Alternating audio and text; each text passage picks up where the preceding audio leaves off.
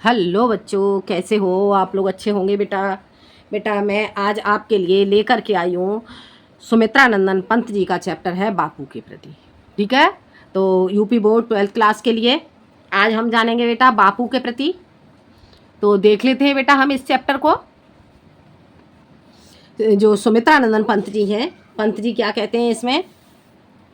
तुम मासहीन तुम रक्तहीन हे अस्थि शेष तुम अस्थिहीन तुम मासहीन तुम रक्तहीन हे अस्थि शेष तुम अस्थिहीन तुम शुद्ध बुद्ध आत्मा केवल तुम शुद्ध बुद्ध आत्मा केवल हे चिर पुराण हे चिर नवीन हे चिर पुराण हे चिर नवीन तुम पूर्ण इकाई जीवन की तुम पूर्ण इकाई जीवन की जिसमें असार भव शून्य लीन जिसमें असार भव शून्य लीन आधार अमर होगी जिस पर आधार अमर होगी जिस पर भाभी की संस्कृति समासीन भाभी की संस्कृति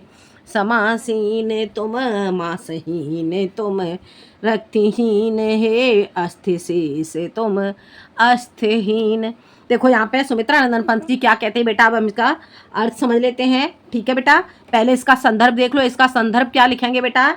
इसके संदर्भ में लिखेंगे बेटा हम प्रस्तुत पद्यांश हमारी पाठ्य पुस्तक हिंदी के सुमित्रा नंदन पंत द्वारा रचित बापू के प्रति शीर्षक से उद्धृत है। ठीक है, प्रस्तुत पद्यांश हमारी पाठ्य पुस्तक हिंदी के सुमित्रा नंदन पंत कृत बापू के प्रति शीर्षक से उद्धृत है। ये हो जाएगा बेटा इसका संदर्भ। ठीक है बेटा, अब इसके बाद हम लिखेंगे इसका प्रसंग। इसके प्रसंग क्या आ जाएगा बेटा? इसके प्रसंग में लिखेंगे प्रस्तुत पद्यांश में राष्ट्रपिता महात्मा गांधी के गुणों का वर्णन किया गया है। ठीक है बेटा, क्या हो जाएगा इसका प्रसंग? प्रस्तुत पद्यांश में राष्ट्रपिता महात्मा गांधी के गुणों का वर्णन किया गया है। ठीक है बेटा, समझ आ गया। अब हम देख लेते हैं इसका अर्थ। अर्थ क्या होगा बेटा इसका?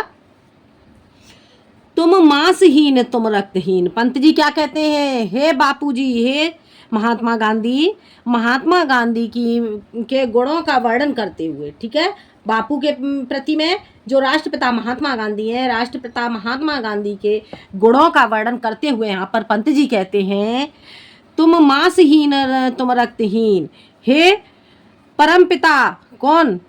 बापू।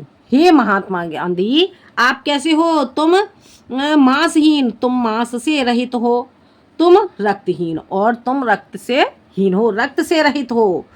परम पिता जो महात्मा गांधी हैं, महात्मा गांधी को संबोधित करते हुए यहाँ पर पंत जी कहते हैं कि हे राष्ट्रपिता महात्मा गांधी, तुम कैसे हो? तुम मांसहीन हो, तुम मांस से रहित हो और तुम रक्त से रहित हो।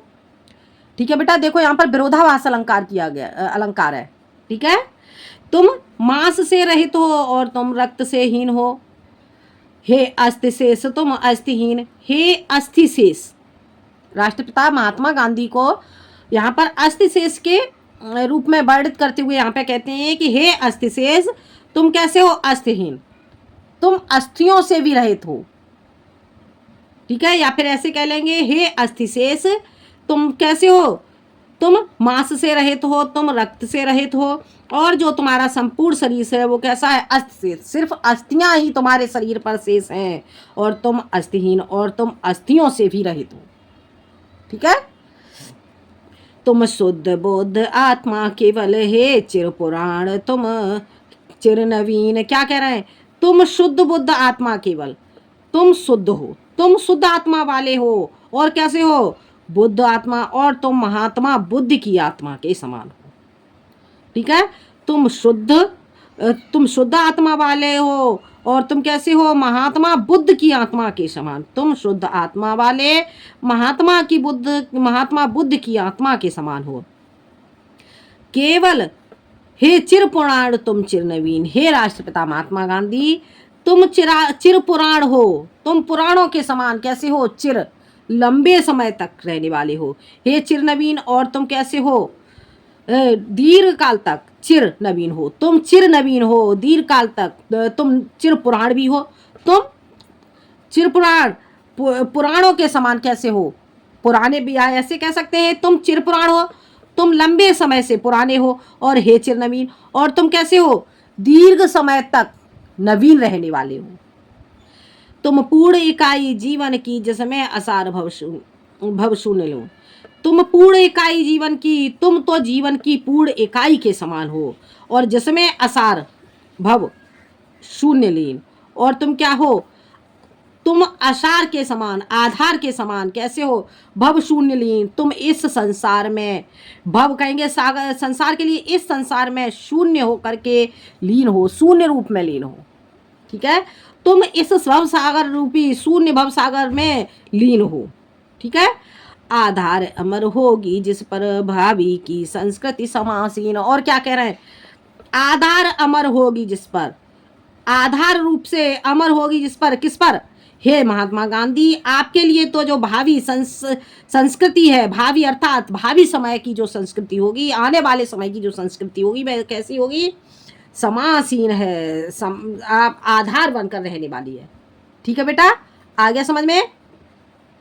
क्या कह रहे हैं यहाँ पे, तुम मांसहीन, हे महात्मा गांधी, यहाँ पर वो कहते हैं सुमित्रानंद पंत जी, हे राष्ट्रपिता महात्मा गांधी, तुम मांस से रहित हो, तुम रक्त से रहित हो, और हे अस्थि शेष, हे राष्ट्रपिता, तुम अस्थियों से भी रहित हो, और तुम अस्थिहीन, तुम अर्थात तुम्हारे शरीर पर सिर्फ अस्थियां मात्र शेष है, मांस और रक्त से रहित हो, सिर्फ क्या अस्थियां ही आपके शरीर पर, सिर्फ हड्डियों का ढांचा ही है, और तुम अस्थिहीन, और तुम अस्थियों से भी रहित हो, तुम शुद्ध आत्मा बुद्ध, तुम क्या, तुम्हारी आत्मा कैसी है, तुम शुद्ध, तुम्हारी आत्मा शुद्ध है, के बुद्ध के समान शुद्ध है, और हे चिर पुराण, हे चिर पुराण, लंबे समय तक रहने वाले, लंबे समय से रहने वाले हो, और तुम नवीन, हे चिर नवीन, और नवीन नए, चिर नवीन लंबे, नवीन समय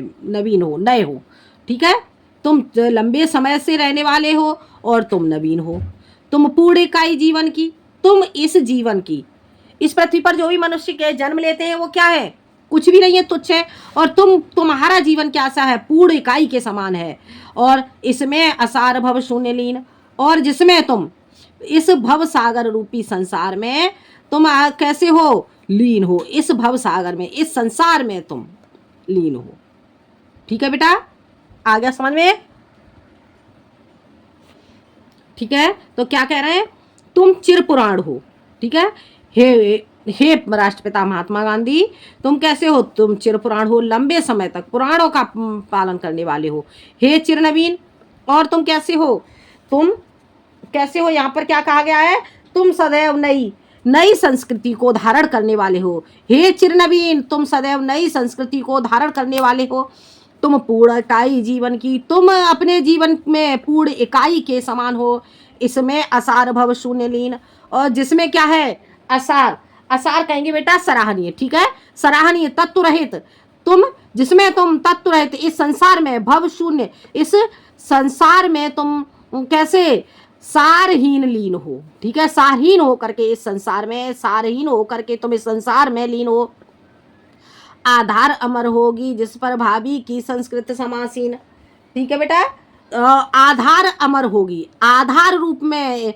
जिसे होगी, जिस पर यानी कि आप पर, हे परमपिता राष्ट्रपिता महात्मा गांधी, आपके ऊपर ही आधार रूप से अमर होगी समासीन, भावी की संस्कृत, भावी आने वाले जीवन की, इस संसार के आने वाली भावी संसार में क्या होगा, आपकी संस्कृति पुनः प्रतिष्ठित होगी, ठीक है, आ गया समझ में, आगे देखते हैं बेटा, इतना आपको समझ में आ गया होगा, आगे बढ़ते हैं,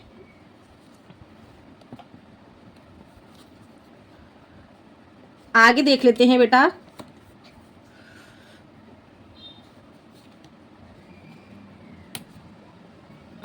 क्या कह रहे हैं यहाँ पे पंत जी, अब तुम मास तुम्ही हो रक्त अस्थि निर्मित जिसमें नव युग का तन, तुम मास तुम्ही हो रक्त अस्थि निर्मित जिसमें नव युग का तन तुम धन्य, तुम्हारा निःश्वास त्याग है बेसु भोग का वर साधन। इस भस्म कार तन की रज से जग पूर्ण काम नव जग जीवन।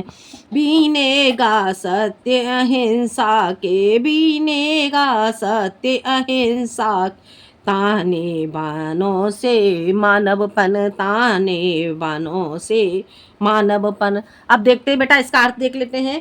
बेटा इसका प्रसंग क्या लिखोगे, संदर्भ बेटा इसका वही रहेगा, और बेटा इसका प्रसंग क्या हो जाएगा, इसके प्रसंग में लिखोगे बेटा प्रस्तुत पद्यांश में राष्ट्रपिता महात्मा गांधी, प्रस्तुत पद्यांश में राष्ट्रपिता महात्मा गांधी के नवयुग के निर्माता के रूप में वर्णन किया गया है। प्रस्तुत पद्यांश में राष्ट्रपिता महात्मा गांधी का नवयुग के निर्माण के रूप में वर्णन किया गया है। ठीक है बेटा, अब हम इसका अर्थ देख लेते हैं। इसका अर्थ बेटा क्या हो जाएगा, तुम मांस तुम्ही हो रक्त अस्थि निर्मित। तुम क्या हो, यहाँ पे क्या कह रहे हैं पंत जी, कहते हैं कि हे बापू तुम क्या हो, तुम शरीर का निर्माण, तुम्हारे शरीर का निर्माण कैसे हुआ, तुम मांस, तुम ही हो रक्त अस्थि, तुम क्या हो मांस, तुम निर्माण, तुम्हारे शरीर का निर्माण कैसे हुआ है, मांस रक्त और अस्थियों से हुआ है। तुम मांस तुम ही हो रक्त अस्थि। हे परमपिता राष्ट्रपिता महात्मा गांधी, जो तुम्हारे शरीर का निर्माण हुआ है वो तो कैसे हुआ है, तुम मांस हो, मांस से हुआ है, और तुम ही हो रक्त, और रक्त से और अस्थियों से निर्मित। हे महात्मा गांधी, तुम मांस से, रक्त से और हड्डियों से निर्मित हो, जिनसे नवयुग का तन और आपसे ही नवयुग का शरीर है, आने वाले नए युग का शरीर होगा। ठीक है, क्या कह रहे हैं यहाँ पे पंत जी कि तुम मांस से रक्त से और हड्डियों से बने हुए हो, जिससे नवयुग का तन, और तुम्हारे नवयुग का, जिससे ही तुम ये आने वाले युग का शरीर होगा।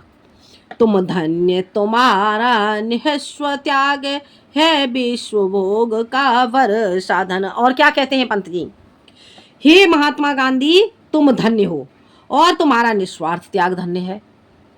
तुम धन्य हो और तुम्हारा निस्वार्थ त्याग धन्य है विश्व भोग का वर श्रेष्ठ, और तुम विश्व भोग का, इस संसार का भोग करने का श्रेष्ठ साधन हो। तुम इस संसार का भोग करने के लिए श्रेष्ठ साधन हो। इस भस्म काम तन की रज से जग पूर्ण काम नव जग जीवन। इस भस्म रूपी शरीर की धूल से, रज कहेंगे बेटा धूल के लिए, इस भस्म रूपी शरीर की धूल से, जग कहेंगे संसार, पूर्ण काम और नव जग जीवन, पूर्ण काम से युक्त और नए जग जीवन का, संसार का, नए संसार रूपी जीवन का निर्माण होगा। बिनेगा सत्य अहिंसा के ताने मानव से नव मानव। और जो नया मानव होगा, आने वाले समय का जो मानव होगा, वो आपके बताए हुए मार्ग पर चल करके सत्य और अहिंसा के ताने बानों को बीनेगा। ठीक है, जो आने वाला नव मानवपन, जो मानव होगा वो क्या करेगा, आपके द्वारा बताए गए सत्य और अहिंसा के मार्ग पर चलकर इस संसार में ताने बानों को बीनेगा। हो गया क्लियर बेटा, समझ में आ गया बेटा। इसमें जो काव्यगत सौंदर्य होगा बेटा, आपका दोनों पैराग्राफ में जो काव्यगत सौंदर्य होगा, काव्यगत सौंदर्य क्या होगा बेटा, इसमें बेटा आपका भाषा क्या होगी, संस्कृत निष्ठ भाषा का प्रयोग किया गया है। ठीक है, संस्कृत निष्ठ भाषा का प्रयोग किया गया है, शांत रस है बेटा। और इसमें आपका जो ऊपर वाला है इस पैराग्राफ में आपका विरोधाभास अलंकार हो जाएगा। ठीक है बेटा, और बाकी इसमें आपका यमक अलंकार और रूपक अलंकार का प्रयोग किया गया है। छंद आपका स्वच्छंद, इसमें दोनों, इसमें आपका विरोधाभास यमक और रूपक अलंकार का प्रयोग किया गया है बेटा, और इसमें आपका यमक अलंकार और रूपक अलंकार का प्रयोग किया गया है। ठीक है बेटा, विरोधाभास भी हो जाएगा इसमें, और आपका छंद होगा बेटा, इसमें स्वच्छंद छंद का प्रयोग किया गया है, गुण प्रसाद हो जाएगा और शब्द शक्ति लक्षणा हो जाएगी। ये आपका बेटा इसमें काव्यगत सौंदर्य हो जाएगा। ठीक है बेटा, आगे देखते हैं, अगला देखते हैं बेटा, अगला पैराग्राफ। इतना समझ में आ गया होगा बेटा।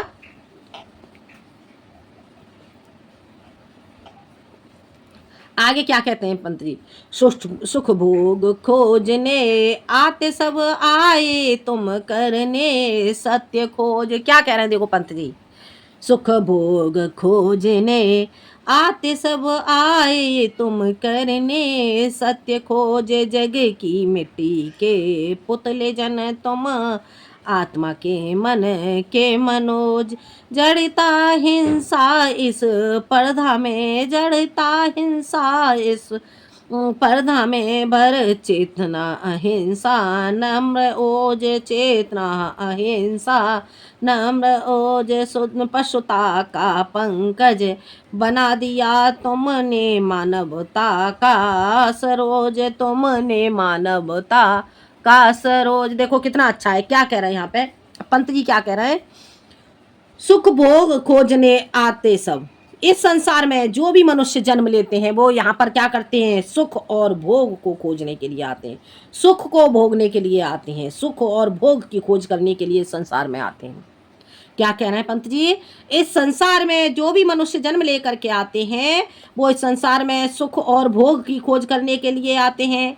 आए तुम करने सत्य खोज, परंतु हे राष्ट्रपिता महात्मा गांधी, तुम यहाँ पर सत्य की खोज करने के लिए आए हो। जग की मिट्टी के पुतले जन, क्या जग की मिट्टी, इस संसार में की मिट्टी के पुतले जन जो मनुष्य हैं इस संसार में कैसे हैं, इस संसार में जग की मिट्टी, मिट्टी के बने हुए पुतले के समान है। इस संसार में जो भी मनुष्य आते हैं वो कैसे हैं, इस संसार में संसार की मिट्टी के पुतले के समान है। तुम आत्मा के मन के मनोज, परंतु हे महात्मा गांधी, तुम आत्मा के और मन के कामदेव के समान हो। मनोज कहेंगे बेटा कामदेव के लिए, ठीक है। तुम आत्मा और मन से कामदेव के समान हो। जड़ता हिंसा स्पर्धा में चेतना अहिंसा नम्र ओज। और हे महात्मा गांधी, आपने इस संसार में जड़ता में क्या भर दिया, जड़ता में चेतना भर दी है, हिंसा में अहिंसा उत्पन्न कर दी है, और स्पर्धा में जो यहाँ पर स्पर्धा प्रतियोगिताएं हैं उससे आपने क्या कर दिया, स्पर्धा को नम्र कर दिया, नम्र बना दिया है, ठीक है। और ओज को शक्ति अर्थात स्पर्धा को नम्र बना करके शक्ति में परिवर्तित, शक्ति में भर दिया है, ठीक है। आगे बेटा इतना समझ में, पशुता का पंकज बना दिया तुमने मानवता का सरोज।